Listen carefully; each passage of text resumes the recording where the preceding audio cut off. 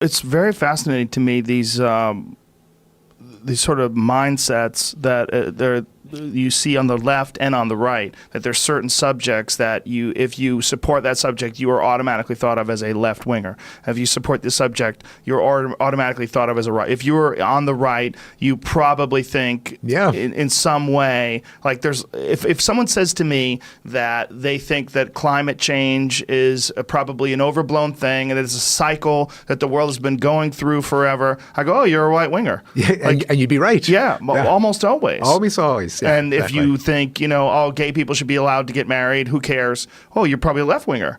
Yeah, that was probably true 10 years ago, and it's actually less true now. That's one of these amazing changes.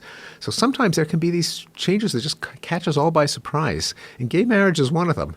I mean, that was even people on the left had misgivings about climate change. About gay marriage. in the 90s.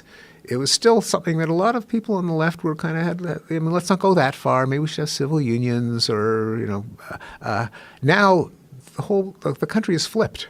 But in general, so these changes can happen. But you're right that a lot of opinions are just loyalty badges to a coalition, and they can sometimes change in very strange ways. So we've seen it in the last year or so with Donald Trump, who is in many ways a pretty radical right winger, in things like, what do you think? What's your opinion of Russia?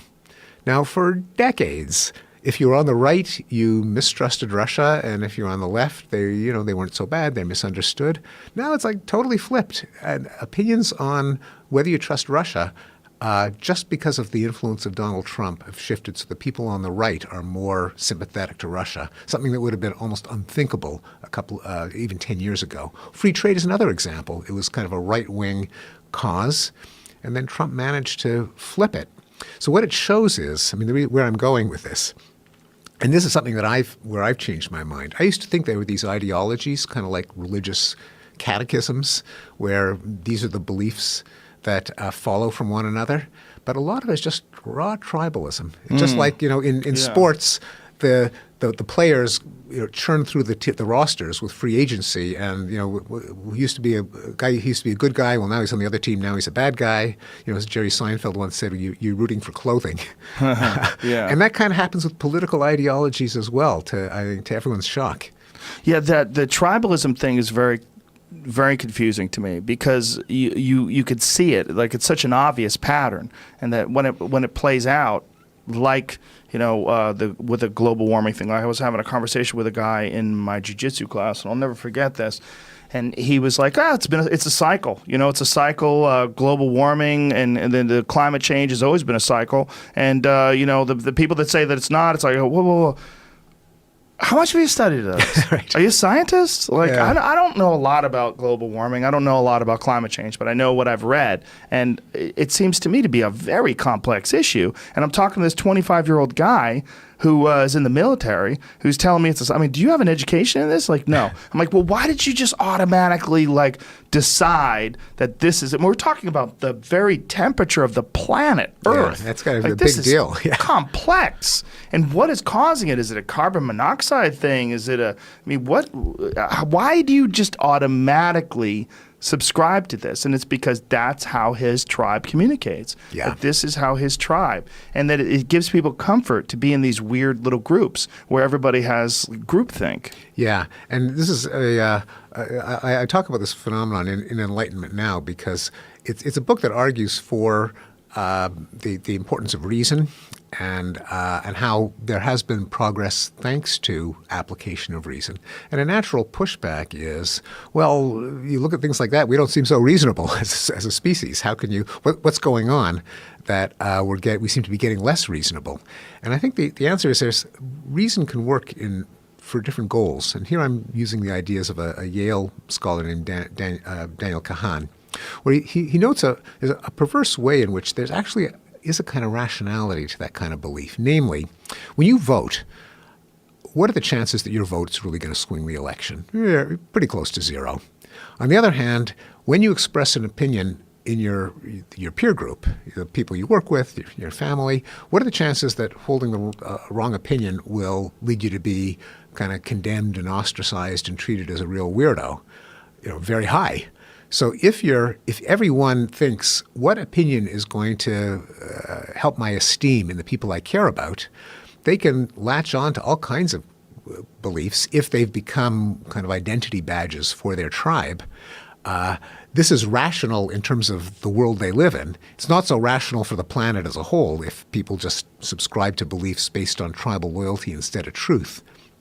And the challenge is, how do we align beliefs more with truth and less with tribal loyalty? Now, it's not hopeless, because there are a lot of beliefs that people used to have that have been overturned. People don't believe in unicorns anymore, or alchemy, and fewer people believe in astrology. And a lot of scientific issues there's no controversy. Do antibiotics work? Yeah, I mean, it doesn't matter whether you're on the right or the left. So part of the challenge is, how do we get more and more of our beliefs have our social norms be such that if you believe something just because you're on the right or on the left, then you're an idiot. What you should be doing is looking at the best possible study with an open mind. That's what a cool person does, and only an idiot just parrots the right-wing line. That's the kind of social change we need to aim for. Right, just almost a shaming of that kind of ignorance. But this desire that people have to subscribe to a predetermined pattern of thinking and behaving, because it's comforting. It's comforting that, and also, like, they know that other people on their group will also think like that. It's like, if you're in the right, one of the things you see about right-wingers is kind of hilarious. I was watching this Kyle Kuklinski Secular Talk podcast, where he was talking about these Christians who were talking about Trump. And when you are on the right, you must have a belief in God. You just have to. And when they were talking about Trump, they were saying, we're talking about the man that existed before he accepted Jesus. I don't have the guy was literally saying, I don't have a past, okay? How about you? Because I've accepted Jesus Christ into my life, and that once you accept Jesus Christ, like, you are now a believer in Christ, and you're forgiven for all of your past sins. And this is wow. On the right. There's a giant percentage of the people that are on the right that subscribe to a religious Christian mindset. It is fascinating, and especially when it comes to our current president, who, by any standards, is like the least Christian leader that we've ever had. In the past. He's accepted Jesus now. He doesn't have a past. Well, yeah, but he's still, the Christian virtues include things like, modesty, compassion for the weak, temperance, chivalry, gentlemanliness. And this guy is lewd and vainglorious and arrogant and contemptuous for losers. But which shows, again, kind of going back to our discussion, it's just amazing how much of the loyalty doesn't have to do with the actual content of the beliefs. It's just whoever's on my side. And, of course, he promised a lot of perks for the religious right, like the repeal of the amendment that tax-exempt organizations can't engage in politics and in lobbying, the so-called the Johnson Amendment, which meant that if you're a church, if you don't pay taxes, you can't be politically active. Well, they didn't like that, and he promised to repeal that amendment, and so he got their loyalty. And so it's just raw political muscle kind of overcame Christian virtue. So bizarre. Bizarre, yeah. But it's fascinating to watch just these patterns, these tribal ideological patterns, when you see these groups that have this sort of one mindset and this very clear. And the thing is, they can flip. Another example, and people forget this, is, so take environmentalism. Got a quintessential, left-green cause. Not so long ago, it was the other way around. It was actually considered to be a cause of the right. Why? Well, if you were a left-wing activist in the 60s, you would say, well, the only people concerned with the environment are rich people who like the view from their country estates, and they don't want them to be spoiled by, being cut down for apartments for poor people. Or they're, duck hunters who want to be able to go and hunt ducks. And if you're really socially concerned, you should care about Vietnam and racism and poverty. And it's just a luxury to worry about, trees and flowers and ducks. Now that flipped. And then environmentalism became a left-wing cause, but these connections between your coalition and your beliefs aren't set in stone. Yeah, wasn't it in the beginning of the forming of the political parties, the Democrats were very different, and Republicans are more like Democrats. Oh yeah, well, starting with Abraham Lincoln, the first Yeah. Republican president, and they were of course, they were the party against slavery. And in fact, even in my lifetime, through the '60s, in the South, the Democrats were the right-wing kind of racist party. I mean, you had George Wallace, the governor of Alabama, who said segregation now, segregation forever. He was a Democrat. Yeah. I mean, he formed his own party in '68. But then back in '72, he ran for the Democratic nomination. And the Southern Democrats were the kind of the right-wingers. And it was often the Northeast Republicans who were the liberals. That's still partly true in Massachusetts. We have a little bit of a remnant of that. We've had some liberal Republican governors. We have one right now, Charlie Baker, who's a Republican, and he's pretty moderate, middle of the road.